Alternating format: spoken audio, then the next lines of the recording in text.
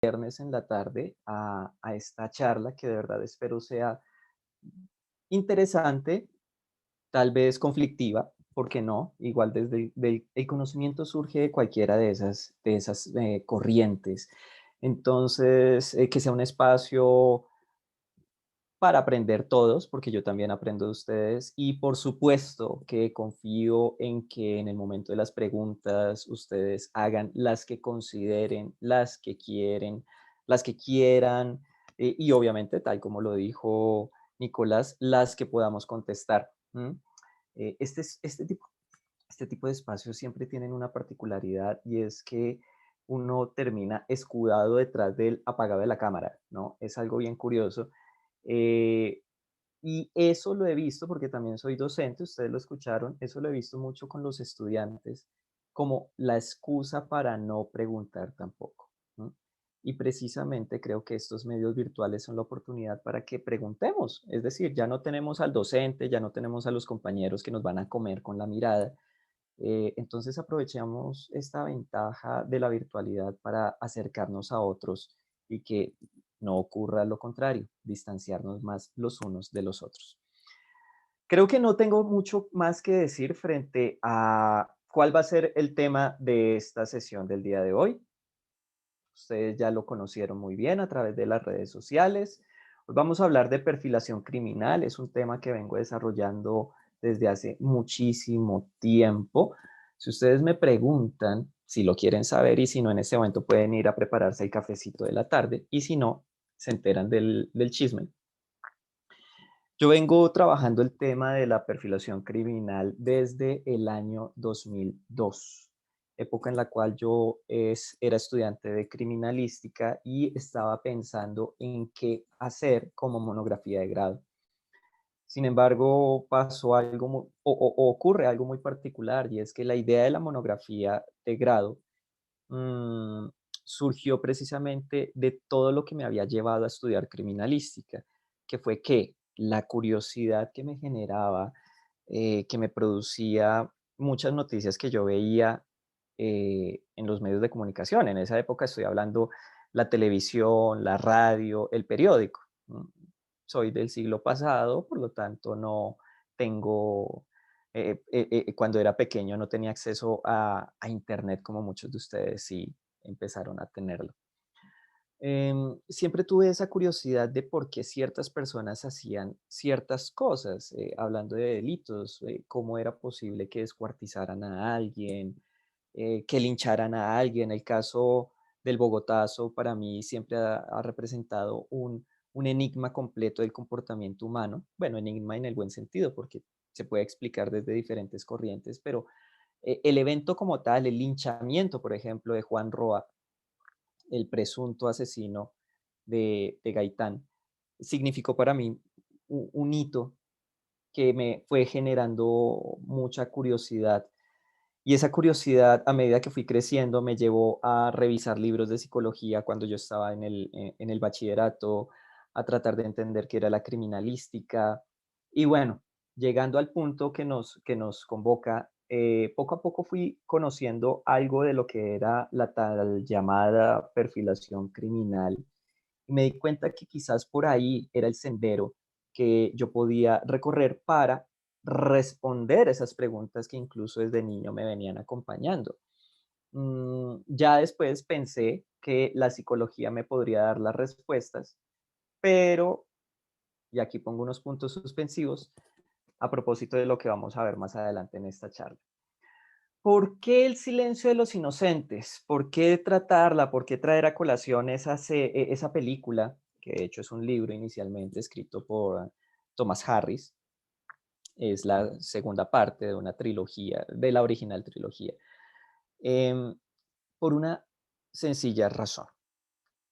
Cuando uno piensa en el silencio de los inocentes, obviamente uno tiene en mente dos figuras particulares, la de Clarice, representante del FBI, pero específicamente candidata a ingresar a la unidad de ciencias del comportamiento, como se llamaba en esa época, del FBI, la encargada de realizar perfiles criminales, ¿m? De perseguir a quienes, pues aquí viene el antagonista en la película, de que de hecho eran dos, ¿no? Dos asesinos en serie, uno que se convirtió casi en un símbolo de la cultura pop, Hannibal Lecter. Después vinieron series y bueno, hay de todo, toda una simbología detrás y alrededor del personaje. Pero esta película marcó un hito porque reflejaba primero, de alguna manera, lo que era la perfilación criminal. Segundo, se estaba arraigando en hechos ciertos. Hechos ciertos como cuáles: que existe una unidad en un cuerpo organizado, en un cuerpo oficial en Estados Unidos encargado de, entre otras cosas, perseguir asesinos en serie, que está en Cuántico. De hecho, las escenas al inicio de la película son realmente en la escuela, en la universidad del FBI, Cuántico en Virginia, que existen asesinos en serie, solo que la forma en que presentaron a Hannibal Lecter distorsionó muchísimo la imagen que se tiene de los asesinos en serie, pero al presentarlo mostraba un hecho cierto. Y ya, paré de contar. ¿Mm? Hasta ahí los hechos ciertos. De ahí en adelante vinieron las libertades creativas. Sin embargo, a partir de esta película en los 90, si no estoy mal, esta película esta semana estaba cumpliendo los 30 años, eh, representó, llevó al mundo algo denominado perfilación criminal, con todos sus imaginarios posibles. Más recientemente, en la década del 2000, y más accesible al público, fue la serie Criminal Minds. Muchos la hemos visto. Yo, de hecho, fui un seguidor durante 3, 4 temporadas por mucho. Ya de ahí en adelante me aburrió. Pero básicamente es la misma fórmula, ¿sí? Es la misma fórmula del Silencio de los Inocentes, con un pequeño cambio. ¿M? Aquí se le estaba dando mucha más relevancia a conceptos psicológicos, a conceptos estadísticos, a conceptos criminológicos, a la propia criminalística. ¿M? Y esto es fundamental por lo que vamos a ver en un momento. Claramente, Criminal Minds es un producto más de consumo para el entretenimiento. Por lo tanto, ni El Silencio de los Inocentes ni Criminal Minds son fuentes confiables para empezar a conformar una idea real, un concepto de lo que es la perfilación criminal, pero digamos que nos van acercando, nos van poniendo en bandeja elementos que son muy importantes y que a veces no se tienen muy presentes. Más recientemente, gracias al streaming, tenemos, o tuvimos más bien porque se canceló, la serie Mindhunter, que tiene una particularidad. Esta serie está basada en las memorias de uno de los perfiladores del FBI que fue fundamental en sus primeras épocas. De hecho, el libro en el que está basado, homónimo a la serie Mindhunter, Cazador de Mentes, mm, este autor, John Douglas, fue supuestamente el referente para la construcción de uno de los personajes en El Silencio de los Inocentes. Era el personaje de Jack Crawford, que era el supervisor de Clarice. Esta serie en particular tiene una característica especial. ¿M? Y es que, claro, tiene asesinos en serie, vuelve con la misma fórmula, solo que al estar basada en una biografía de un perfilador real, tiene la particularidad de contar, obviamente, con, repito, libertades creativas y cambiando ciertos nombres. Eso es por rencillas internas dentro de la entidad y dentro de los perfiladores.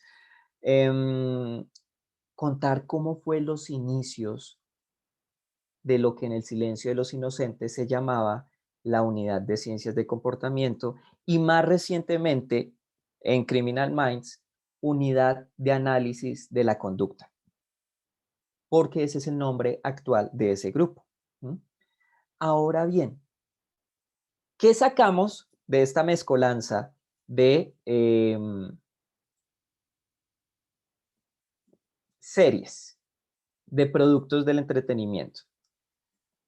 Que hay unas personas que persiguen asesinos en serie, que aplican algo que se llama perfilación criminal, que parece que el FBI es el único que hace eso en el mundo, y que son los perfiladores los que salen corriendo a capturar a los delincuentes, porque eso nos lo mostró todas las series e incluso algunos libros. ¿M? Pero realmente, ¿qué es la perfilación criminal? La perfilación criminal, como ustedes ven acá, primero es una técnica, porque hay una serie de procedimientos para realizar ¿qué? Análisis. Pero análisis específicamente ¿de qué? De información. Cuando digo análisis de información, estoy hablando que un perfilador se sienta y empieza a revisar las fotos que se tomaron en la escena del crimen. Vamos a utilizar esa expresión, ¿listo? Aunque en Colombia legalmente la expresión es el lugar de los hechos. Pero vamos a hablar de la escena del crimen, que es un poquito más popular y más reconocible por todos. Las fotos que le toman a la víctima, las fotos que toman de las evidencias, todo lo que ustedes han visto en series de televisión, más o menos que hagan de cuenta todo lo que hace CSI, todo el procesamiento de la escena, eso un perfilador se sienta y lo empieza a estudiar.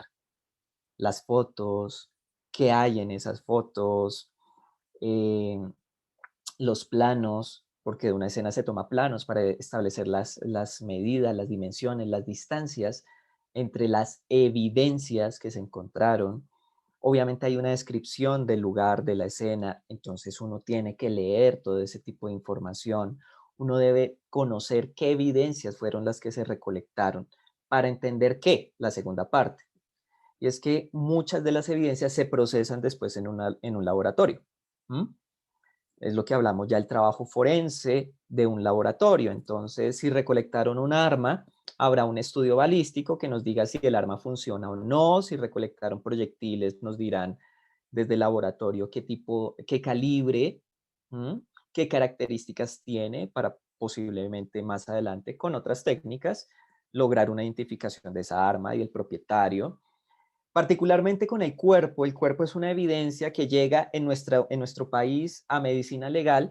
Medicina legal procede a una serie de exámenes. El principal es la necropsia, cuando hablamos de un homicidio, que es el examen completo del cuerpo para identificar qué lesiones hay, dónde están las lesiones, cuántas lesiones hay, cuántas fueron perimortem, es decir, justo cuando estaba muriendo, cuáles fueron postmortem, es decir, después de que la persona falleció. Uno también analiza las entrevistas, qué es lo que dijeron las personas, los testigos, posiblemente en algún caso un interrogatorio que se le toma a los sospechosos. Lo que uno hace como perfilador es coger toda esa cantidad de información y analizarla, entender qué es lo que hay, qué es lo que me está diciendo, qué espacios en blanco hay, ¿m? Que sea necesario más adelante rellenar. Pero a lo que voy acá es que, a diferencia de lo que sucede o de lo que nos muestran algunas series y las películas, el trabajo del perfilador no es en la calle. El trabajo del perfilador realmente es en una oficina, ¿sí? Eh, y no es tan glamoroso como montarse en un jet o subirse a las camionetas de alta gama como muestran en Criminal Minds, sino quedarse leyendo un expediente que puede ser tan extenso como 20 páginas, 10 páginas incluso, 5 hojas, como 23 cuadernos. Cada cuaderno compuesto por unas 500 hojas, ¿sí? Ese es el trabajo de los perfiladores, analizar, procesar toda esa información. ¿Para qué? Y aquí quisiera hacer un énfasis sobre toda en esta palabra acá que dice investigación criminal. La perfilación, cómo se concibió desde un principio, cómo se fue desarrollando, es una práctica para la investigación criminal.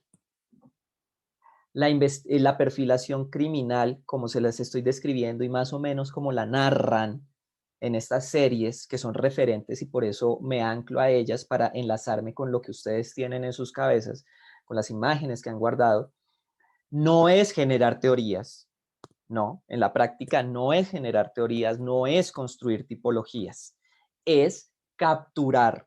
ayudar a la captura de los delincuentes, aunque en ese proceso puedan suceder algunas variantes como les mostraré más adelante. ¿Listo?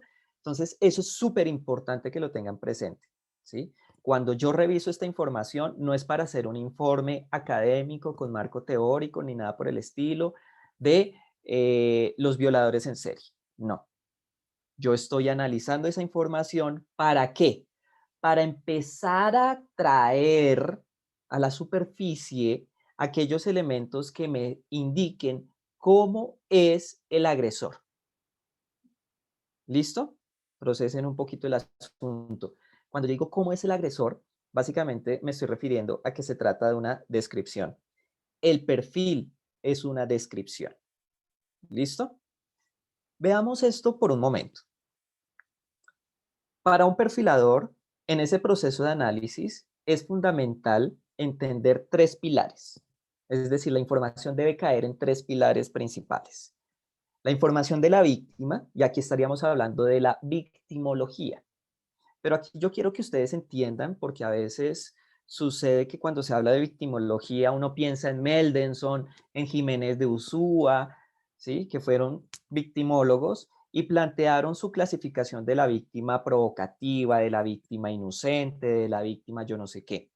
Aquí nosotros como perfiladores no analizamos ese tipo de información, o sea, no nos interesa saber si era una víctima provocadora, no nos interesa meterla en la clasificación de si era una víctima inocente o descuidada o lo que sea. No, a nosotros no nos interesa clasificar a la víctima porque realmente esas clasificaciones no nos dicen absolutamente nada y no le van a ayudar en absoluto a la captura del agresor. ¿Mm? Nosotros lo que tratamos de identificar en toda la información es cómo era la persona. Es decir, cuando uno hace un perfil de un agresor, necesariamente tiene que hacer el perfil de la víctima. Yo siempre he dicho y lo vengo diciendo desde hace años que víctima y victimario son las dos caras de una misma moneda y ninguno puede existir sin el otro, ¿sí? Desde un punto de vista, si se quiere, filosófico, yo no puedo concebir una víctima sin que haya un agresor y no puedo concebir un agresor sin que haya habido una víctima. Y ojo que hoy en día la victimología no habla solo de personas, también habla de propiedades como víctimas. ¿M? Y más recientemente, que me parece fabuloso, y de pronto también le suena interesante al profe Juan Carlos que por ahí anda, y es los animales como víctimas. ¿M? Pero de eso vamos a hablar un poquito más adelante. El asunto es que aquí, esta victimología forense que nosotros trabajamos pretende construir una biografía de nuestra víctima y entender cómo era. ¿Para qué? Para entender también cuál fue, de alguna manera, si me permiten la expresión, el proceso mental a través del cual el agresor decidió que fuera esa su víctima y no otra persona. ¿Mm? ¿Eso qué implica? Que en la victimología necesitamos saber quiénes eran los amigos, si tenía pareja, en qué trabajaba, a qué dedicaba el tiempo libre. Eso sonó como a canción de Manzanero, pero pues es más o menos la idea. Em, Qué hobbies tenía, si tenía algún tipo de adicción, si tenía algún tipo de conflicto con alguna persona. Todo ese tipo de información es fundamental para nosotros porque nos permite establecer que unos niveles de riesgo. Esos niveles de riesgo nos permiten a su vez entender qué tanto se expuso el agresor para atacar a esta víctima en particular. Y en este punto yo quisiera señalar que a diferencia de muchos procedimientos investigativos, desde la técnica de la perfilación, podría, me atrevería a decir que es en esta en la que mayor importancia y reconocimiento, importancia y reconocimiento se le da a la víctima, porque necesitamos realmente de ella, de lo que le sucedió, para entender a quién la atacó. ¿Listo? El otro elemento fundamental, ya se los mencioné, no voy a extenderme demasiado en el asunto, tiene que ver con la escena, ¿sí? ¿Qué tipo de escena es? Si fue un lugar abierto, es decir, en la calle, un parque, un potrero, si fue en un lugar cerrado, un local comercial, un apartamento, de quién era el apartamento, por supuesto, en un garaje, en un parqueadero, donde se encontró, si hay varias escenas, ¿sí? No es lo mismo el lugar donde, por ejemplo, una víctima de violación fue abordada por su agresor, no es lo mismo ese lugar a el lugar a donde la llevó el agresor para atacarla. ¿M? Por alguna razón se seleccionó este primer lugar como el abordaje y por alguna razón se seleccionó el otro lugar para el ataque. Y todo eso es lo que nosotros los perfiladores debemos tener presente. ¿M? Si se utilizó algún vehículo, el vehículo en sí mismo ya es una escena. Y quisiera señalar hoy en día, pues con este tema de la virtualidad, hay una particularidad y es que los delitos informáticos aún han aumentado, sobre todo las estafas, pero eso no significa que los delitos sexuales se hayan quedado atrás. Y estoy hablando particularmente del acoso y del grooming. ¿M? Por lo tanto, en este caso, ustedes dirán, bueno, ¿y la escena cuál es? La escena se denomina virtual y comprende, por ejemplo, todas las comunicaciones que se han tenido, por ejemplo, por teléfonos, por medio de WhatsApp, por el Messenger de Facebook, por los mensajes internos de Instagram. En algunos casos incluso ha habido irrupciones de agresores sexuales a través de estas plataformas cuando los chicos están en clase. Entonces logra vulnerar las defensas de la plataforma, el agresor, y empieza a hablar con los niños, empieza a extraer información y demás. Entonces aquí también hay escenas virtuales y estos agresores también son susceptibles de ser perfilados, ¿listo? Y el tercer pilar, por supuesto, es el agresor. ¿M? Pero aquí, si bien es cierto, lo tenemos presente, el agresor es una inferencia del procesamiento de información de los dos anteriores, tanto de la víctima como de la escena. Y es que quizás para que ustedes me sigan mejor en este proceso de qué es perfilación, yo quisiera decirles que es básicamente esto. Nosotros los perfiladores no hacemos perfiles del agresor cuando lo conocemos, que eso es lo que suele pasar mucho en los medios de comunicación, que se habla de que el perfil de Pablo Escobar, el perfil de Rafael Noguera, que fue el agresor de la menor Juliana Zamboni hace unos cuantos años aquí en Bogotá, el perfil de yo no sé quién, el perfil de Hitler. No, recuerden que aquí estamos hablando de que nosotros estamos ayudándole a los investigadores a capturar a un delincuente. ¿M? Pero este delincuente tiene la particularidad de que no sabemos quién es. Es decir, nosotros vamos a hablar del ausente, por utilizar una expresión muy nuestra en Colombia. ¿Y con base en qué vamos a hablar de este agresor que no conocemos?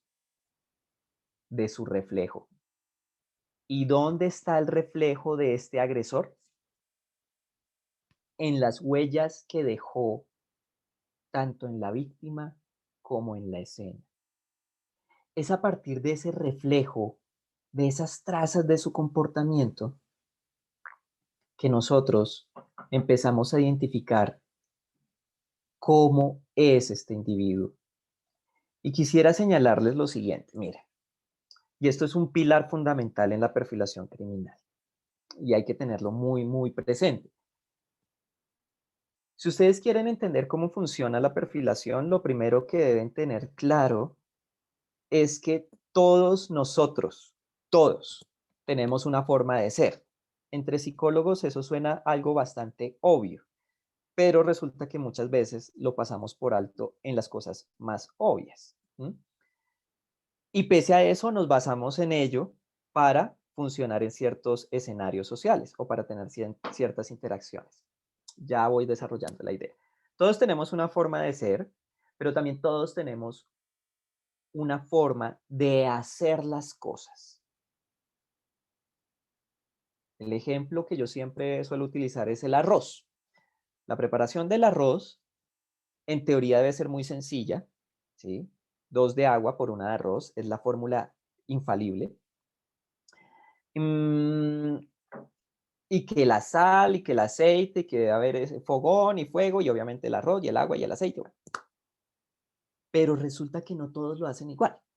Habrá personas que deciden añadirle ajo, decidirán añadirle cebolla, hay quienes prefieren picarle zanahoria y alberja, hay otros que deciden echarle color para que el arroz no quede pálido. En fin, hay quienes en la universidad, por ejemplo, cuando hacen sus presentaciones, adoran hacerlas en Prezi. Hay otros que deciden porque adoran el PowerPoint y entonces habrá quienes le ponen muchos videos, habrá quienes le meten todo el texto de las fotocopias, ¿sí? A la diapositiva. Entonces, básicamente uno o lee la fotocopia o lee la diapositiva, pero no hay pierde, el texto es el mismo. Y le pone mucho azul o mucho rosa o mucho amarillo o mucho verde porque le gustan los colores. ¿Mm? Y resulta que desde esas pequeñas cosas estamos hablando de qué es lo que nos gusta a nosotros y cómo somos. La forma en que ustedes se visten, la forma en que hablan, la forma incluso como escriben, ¿m? Las cosas que tienen ustedes en sus maletines, en sus escritorios, a propósito de los que están viendo esta charla desde sus casas y están como en el estudio o en su habitación, lo que tienen en sus cartucheras, la forma en que ustedes guardan su ropa, si la doblan, si hacen bolas y la guardan, si la organizan por color, si la organizan por uso, si la organizan por material, no sé, pues hay gente para todo, pero en fin, ¿quién soy yo para criticarlos? Yo las organizo por uso. El asunto, el asunto es que todo lo que nosotros hacemos deja huella y a nuestro alrededor hay múltiples huellas de cómo somos nosotros. Los perfiladores, precisamente, buscamos esas huellas para saber cómo es nuestro delincuente. No quién, sino cómo es nuestro delincuente. Básicamente nosotros hacemos esto. Montamos un rompecabezas o armamos un rompecabezas a través de esas trazas, utilizando esas trazas de comportamiento que quedan en la escena, en la víctima, a las cuales nosotros llamamos evidencia conductual. ¿Ok? Esa es la denominación técnica de ese constructo que nosotros buscamos en el protocolo de necropsia, en las fotografías, en las entrevistas, en los videos, incluso en los resultados de los exámenes de balística, de toxicología. Todo eso nos va dando pistas para ir armando este rompecabezas. Les quiero enfatizar que un perfilador no va a decir el agresor es Edwin Olaya. No. De hecho, cuando hay sospechosos, lo más ético es que el perfilador no pida información de ese sospechoso, sino que su trabajo lo sustente en el análisis de la información eh, más pura posible. Es decir, la información de la escena, la información de laboratorio, la información investigativa que se obtenga por entrevistas y demás. ¿Listo? ¿Qué es lo que va a decir realmente el perfilador en un perfil? Va a salir con cosas como el asesino debe ser un hombre con fortaleza física y gran frialdad y audacia. Pues digamos que este perfil es un poco atípico por una sencilla razón. Este perfil tiene en este momento más de 100 años de existencia. Bueno, y es un perfil corto, ¿no? Porque no podía poner acá el texto, además que es muy extenso, pero los invito a que lo busquen, se encuentra en internet, es bastante interesante. Y es que esta descripción del agresor corresponde a la realizada por un médico, el doctor Thomas Bond, quien fue el encargado en 1888 de realizar la autopsia, la necropsia, de 3 de las víctimas de Jack el Destripador. Jack el Destripador no es un invento de Hollywood, no es un invento como Freddy Krueger o Jason Burgess, o no, nada de eso. Fue un asesino en serie de la vida real. Típicamente se le adjudican 5 víctimas, aunque más recientemente se ha reconocido una sexta. ¿M? Su último ataque fue el 9 de noviembre del 88 y de ahí en adelante no se volvió a tener conocimiento de él. pero la cuestión que quiero cimentar acá es que a través de la observación de lo que Jack había hecho en 3 víctimas, porque el doctor Bond no tuvo acceso a otras, eh, él pudo inferir, es decir, recolectó esa evidencia conductual y infirió cómo podía ser el agresor. ¿Mm? ¿Qué características debía tener? Más recientemente en Nueva York hubo un caso muy sonado, es bien interesante además, que se convirtió en un hito.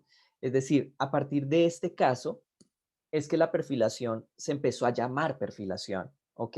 Cuando lo hizo el doctor Thomas Bond, a duras penas estaba apareciendo la criminalística.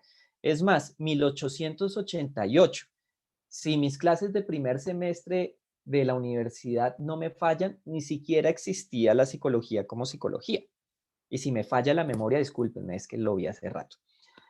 Es decir, el primer laboratorio de psicología todavía no estaba constituido. ¿Mm? Ya hablábamos de fisiología y de frenología y de cosas médicas esencialmente. Entonces, este caso fue el del bombardero loco, ¿m? El Mad Bomber. Y en este caso en particular fue un sujeto que durante más de 10 años estuvo poniendo bombas en Estados Unidos, en Nueva York, y la policía no lograba dar con el tipo. No sabía quién era. ¿M?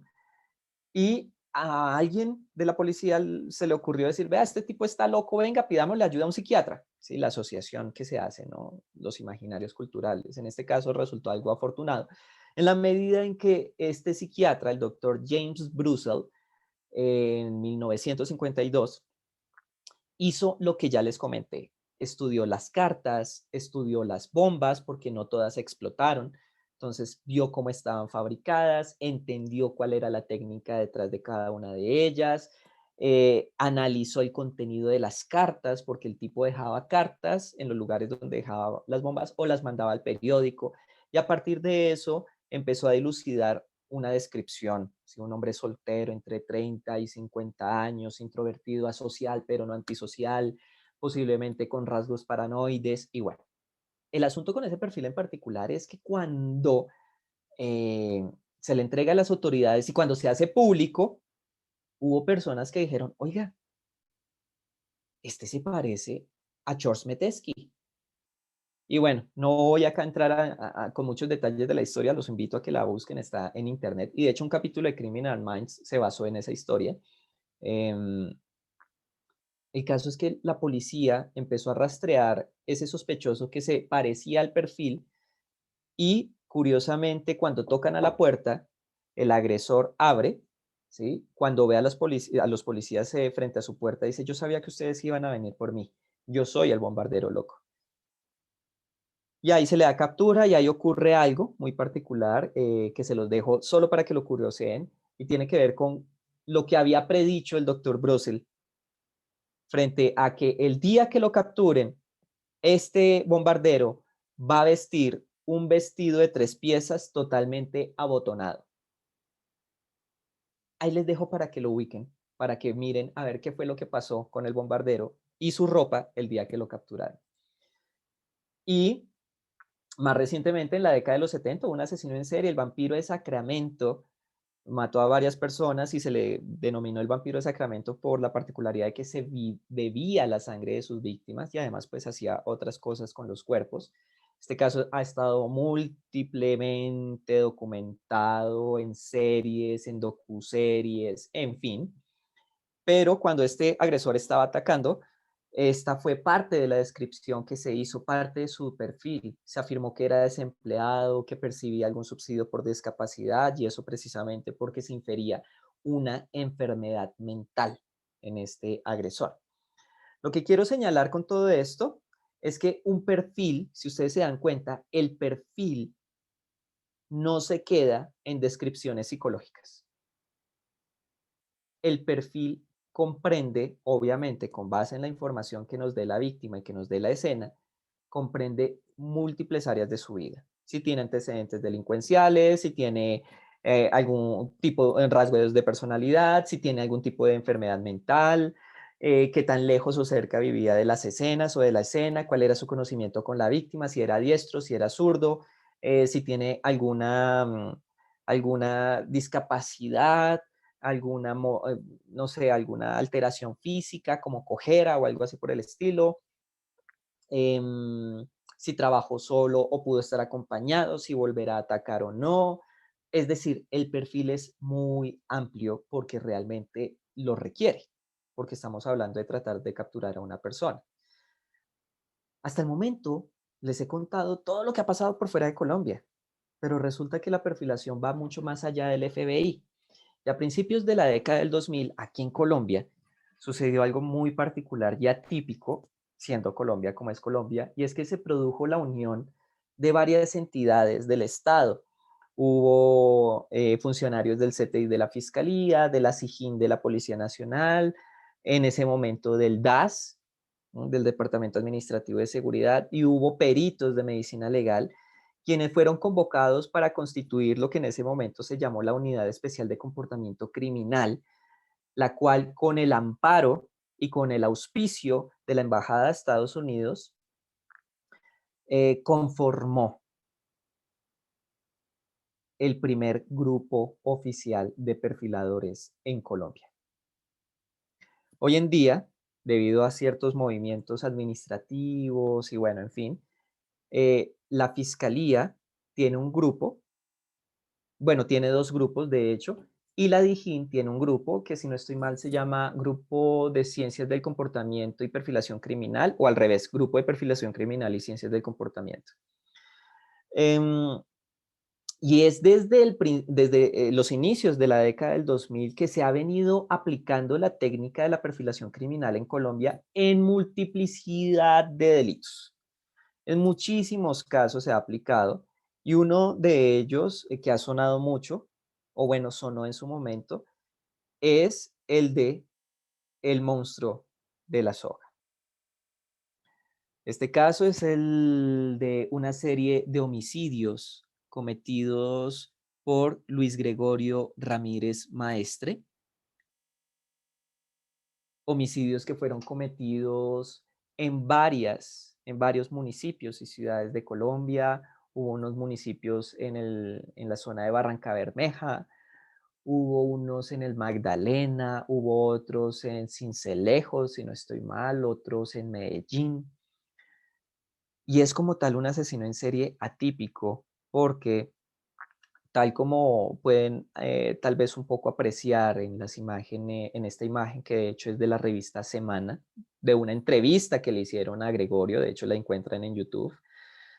Este agresor, a diferencia de lo que uno típicamente encuentra en las películas, que es el asesino en serie que apuñala, que dispara, que descuartiza, bueno, de alguna manera algo muy garabito, por decirlo de alguna manera, y por traer un ejemplo de nuestro territorio.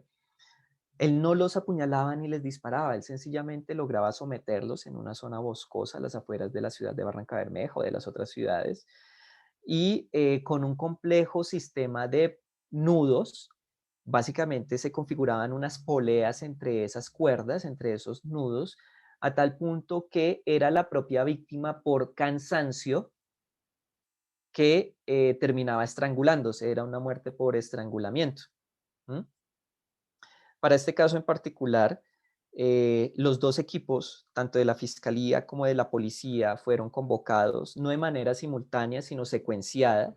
Los primeros que participaron fueron los perfiladores de la Fiscalía, quienes revisaron lo de Barrancabermeja y a partir de esa revisión hicieron un perfil y emitieron algunas sugerencias investigativas para capturarlo. El fiscal ya tenía algunas actividades adelantadas y eso favoreció la captura de este agresor.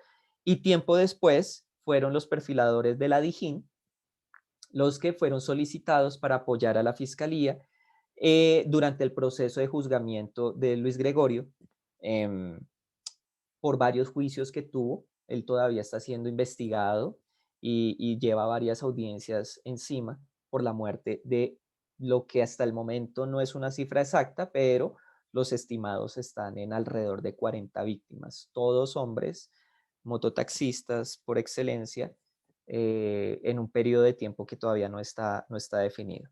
¿Ok?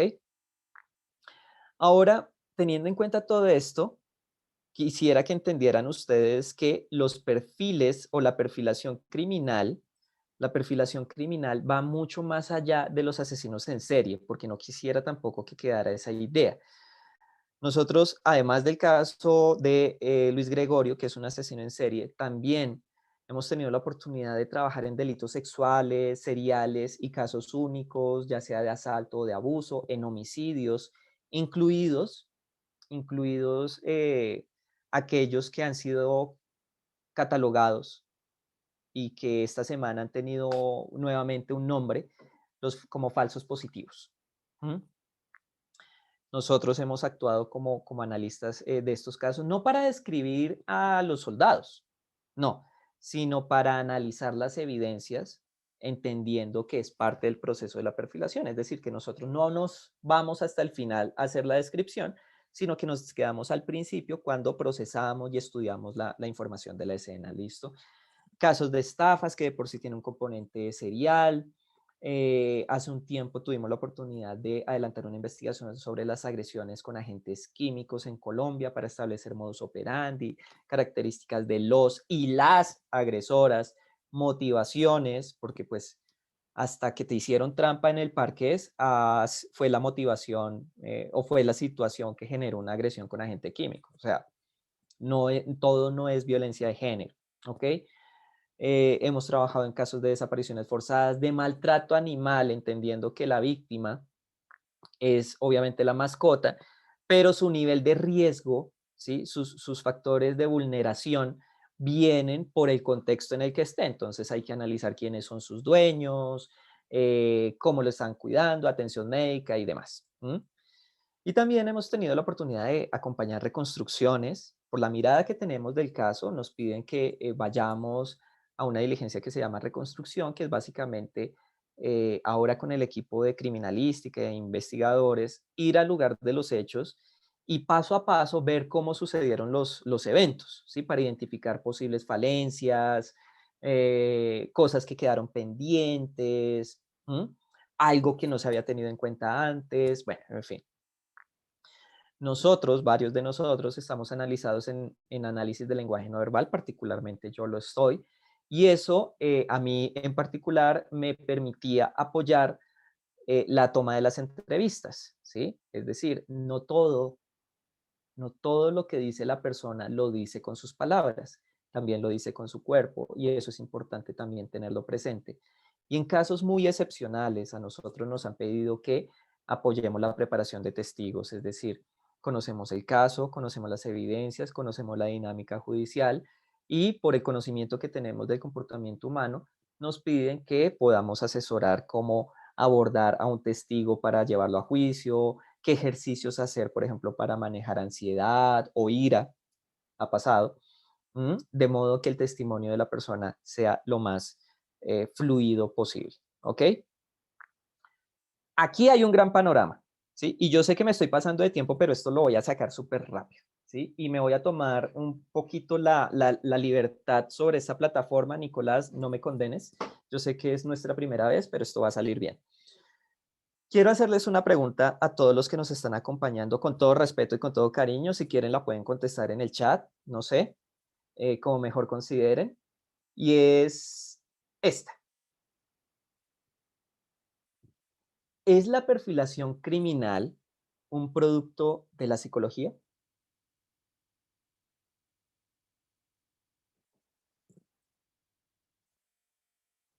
¿Ustedes qué piensan? Reflexionen un poco también sobre lo que les he contado, ¿de acuerdo? ¿Qué opinan? Como es una pregunta cerrada, entonces válido que las respuestas sean abiertas o cerradas. ¿Mm? Dice Catherine, aquí estoy leyendo, que por la historia descrita del psiquiatra, dice que no.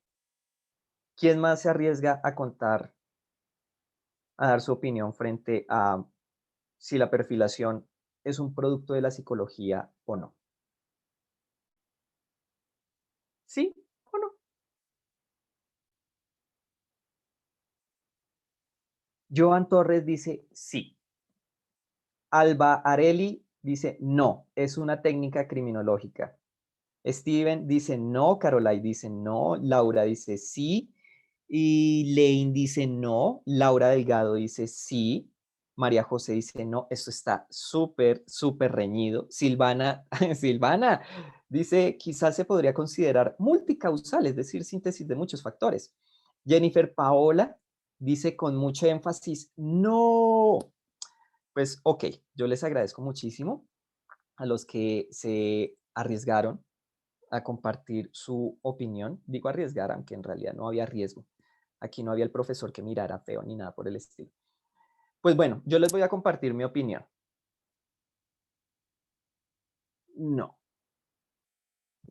Sí, Vox, tienes toda la razón. No. La perfilación criminal tiene mucho más que la psicología. Yo les voy a decir algo.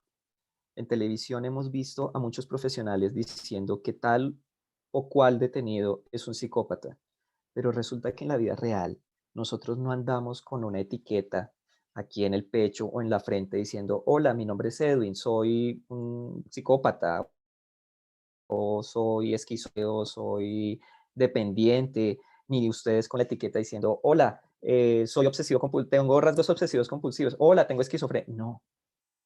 Por lo tanto, cuando yo digo que un perfil es resultado de la psicología, es porque no estoy entendiendo todavía, ¿sí? No estoy entendiendo la magnitud de lo que implica estudiar el delito. Yo les quiero, no voy a esperar las respuestas, obviamente por tiempo, porque estoy súper volado. Discúlpenme, nunca lo logro con los tiempos. Quienes están por ahí me conocen, saben que siempre tengo mis fallas, pero quiero decirle algo con todo cariño a mis colegas como psicólogos, ¿sí? Y a mis futuros colegas, es decir, a esos psicólogos que están en formación. Quisiera que por favor me indicaran estas manchas de sangre, ¿en qué semestre de la carrera se las enseñaron a analizar?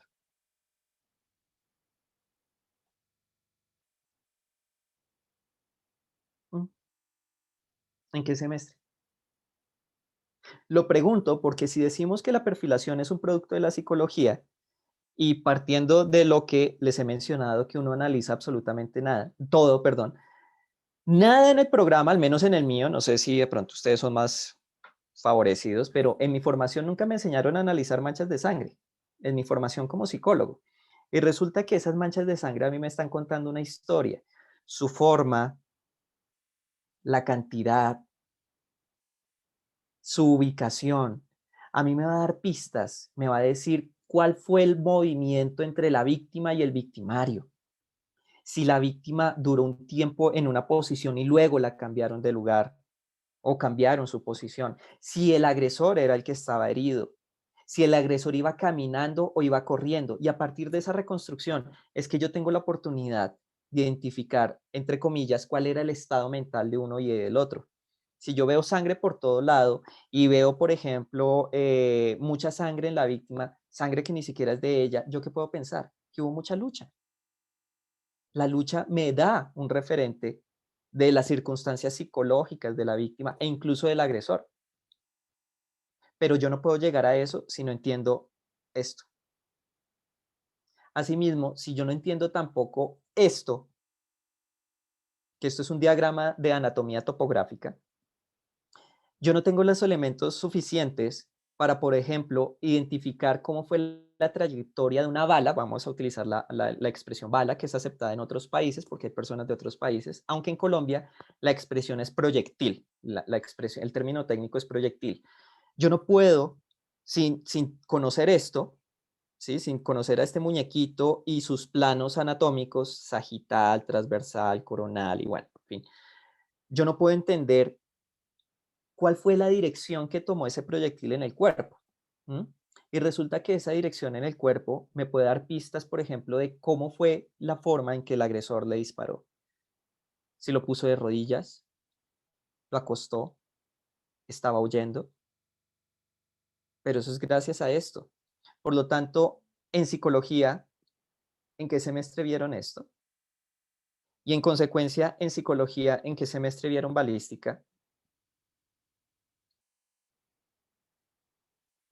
Mi conclusión es que, dada la interdisciplinariedad que exige la perfilación criminal, es decir, aquella que nos habla de ir a perseguir a un delincuente que está activo, suministrando una descripción para que los policías puedan orientar su investigación, no es un producto de la psicología.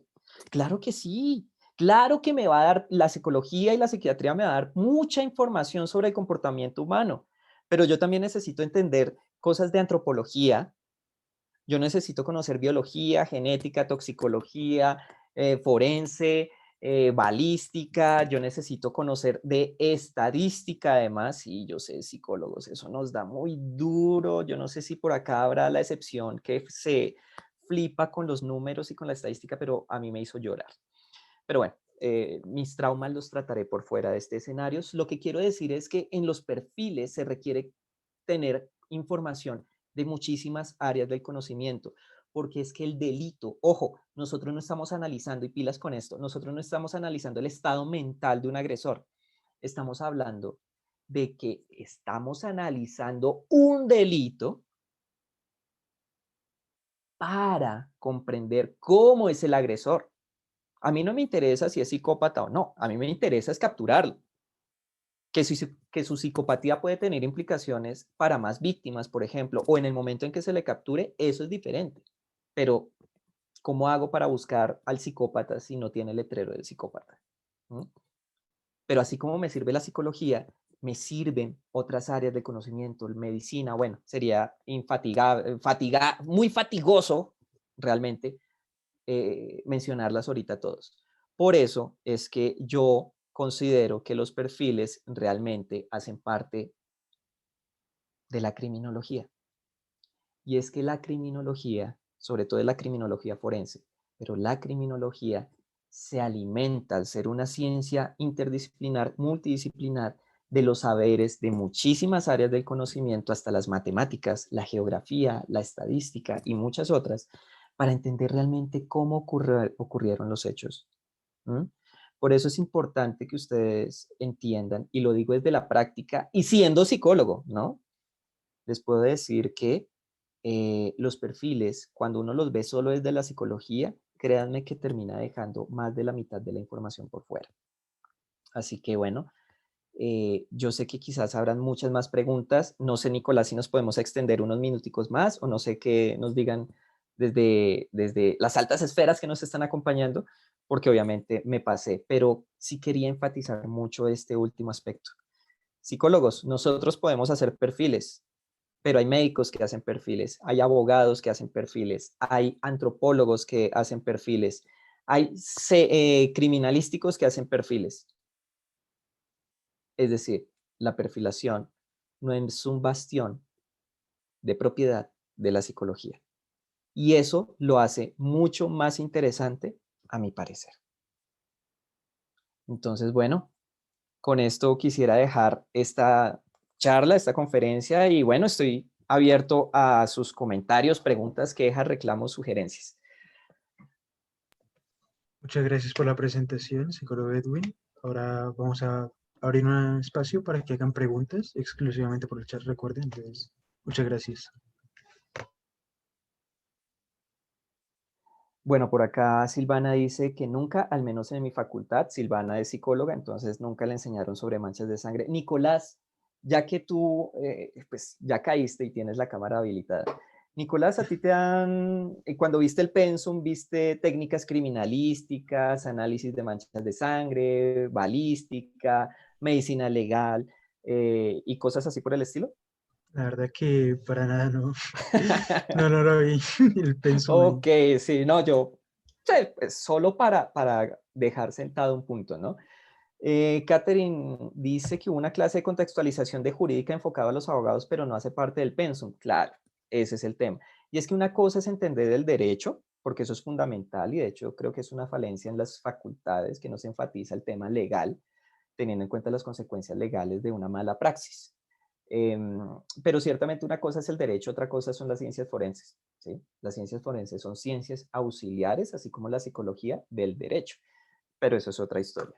Entonces, bueno, no sé, Nicolás, si habrá alguna pregunta, algún comentario, alguien que quiera participar.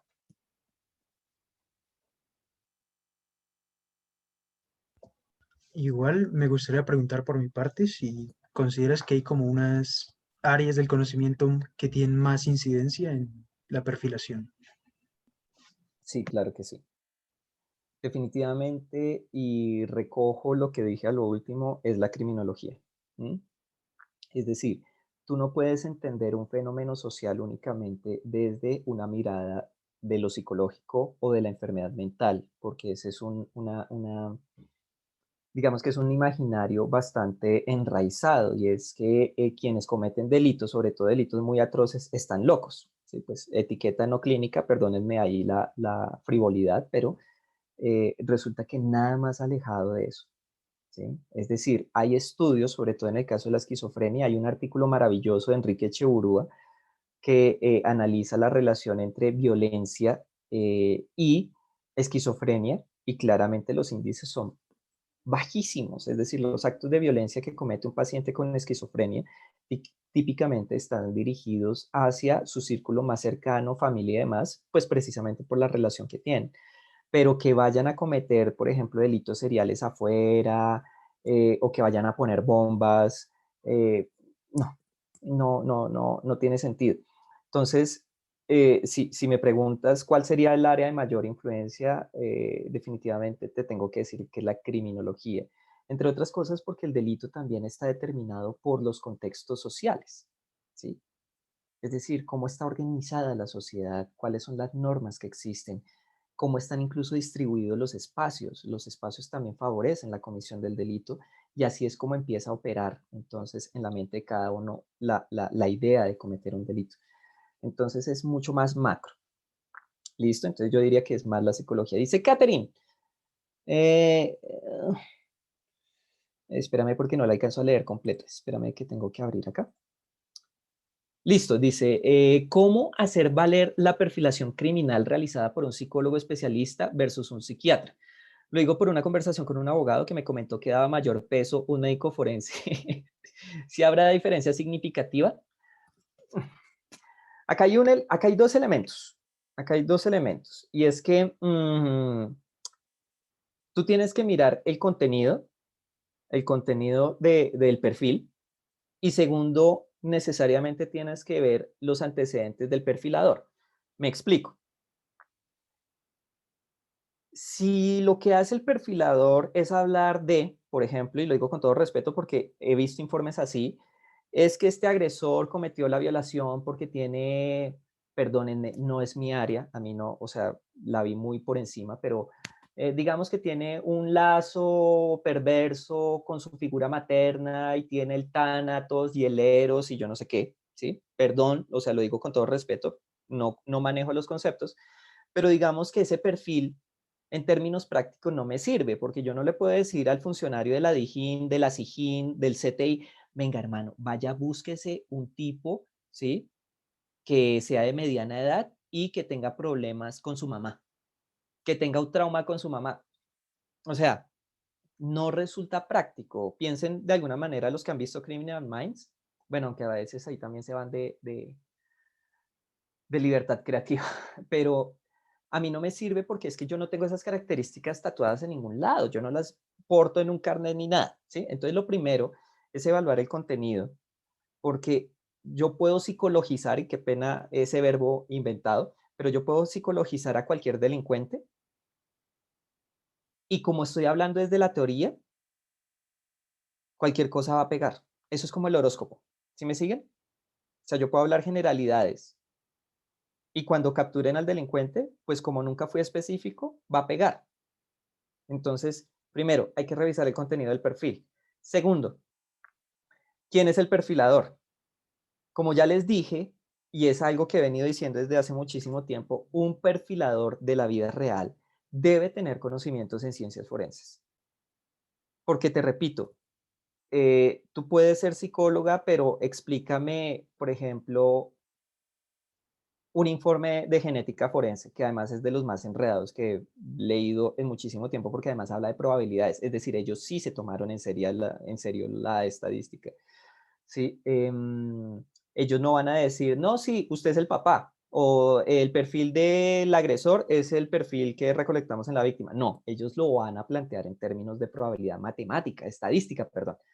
Entonces, eso eso no son conceptos, eso no son manejos que uno pueda darle desde la psicología. Por lo tanto, si tú ves en la hoja de vida, sí, puede ser un gran psiquiatra, puede ser un gran psicólogo, pero si no entiende, si no tiene la formación para entender las evidencias, mi pregunta sería, cómo va a construir un buen perfil? Entonces, para contestar tu pregunta, la diferencia significativa entre psicólogo y psiquiatra, que además es una vieja, entre comillas, rencilla, que porque uno es médico y el otro no, que porque uno puede medicar y el otro no, que porque uno está especializado y el otro no.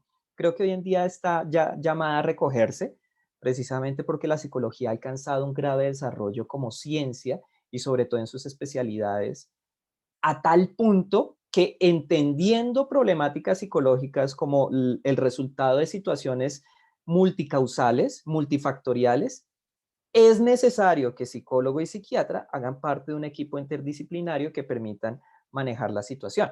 Entonces, si quieres conocer, más bien, para sintetizar, la diferencia significativa entre el perfil de uno y el perfil del otro es qué tan serio y qué tan útil resulta uno, el perfil del uno y perfil del otro, con base en la formación que tenga el uno y del otro, más allá de que sean psicólogos o psiquiatras. Porque lo mismo yo podría decir, un perfil de un abogado que tenga conocimientos en psicología, en criminología, en estadística, en criminología ambiental, en medicina forense, básicamente se va a llevar, perdónenme la expresión, por los cachos al informe del psicólogo o del psiquiatra.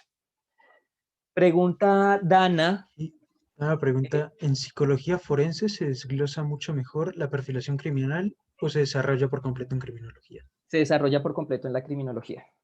De hecho, recuerda que la psicología forense, si bien es cierto, va a aportarle, va a brindar respuestas en un escenario judicial,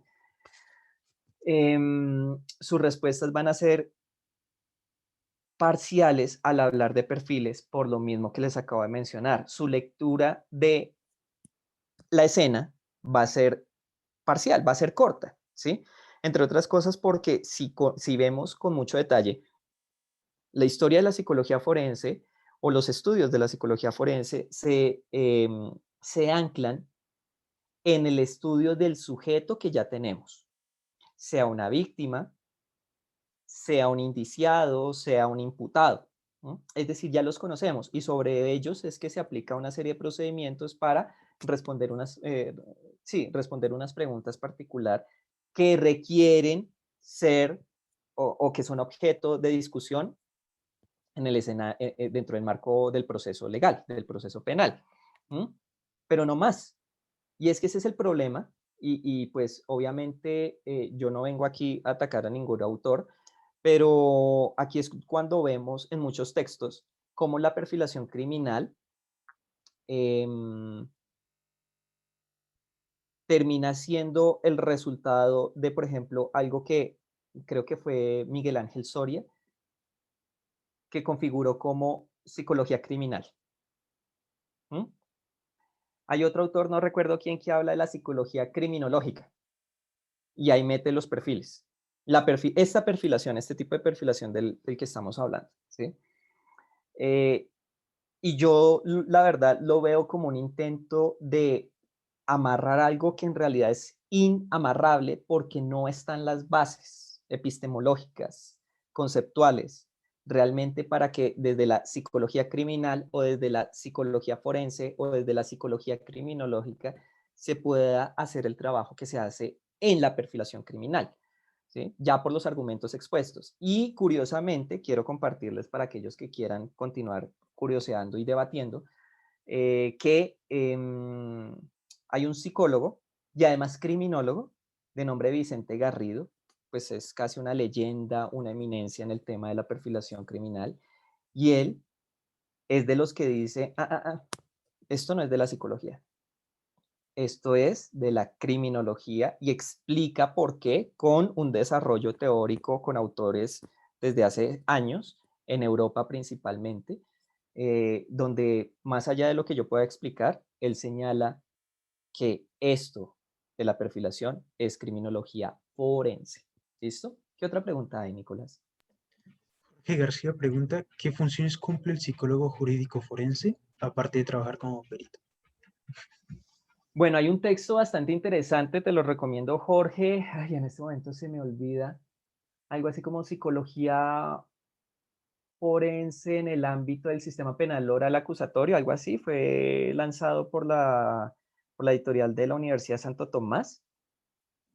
Y bueno, ahí narra claramente cuáles son los alcances del psicólogo forense y por supuesto el primordial es el de perito, ¿sí? Es el que más se le ha requerido, pero también ahí plantea la posibilidad de que el psicólogo jurídico sirva como asesor del equipo legal, por ejemplo, para la toma de entrevistas, más o menos lo que nosotros hemos hecho como perfiladores. En este libro lo plantea también como una alternativa para los psicólogos forenses y tiene todo el sentido del mundo en la medida en que se tiene un conocimiento más profundo sobre procesos cognitivos fundamentales, atención, memoria, sensación, percepción, que hay que tener presentes al tomar una entrevista.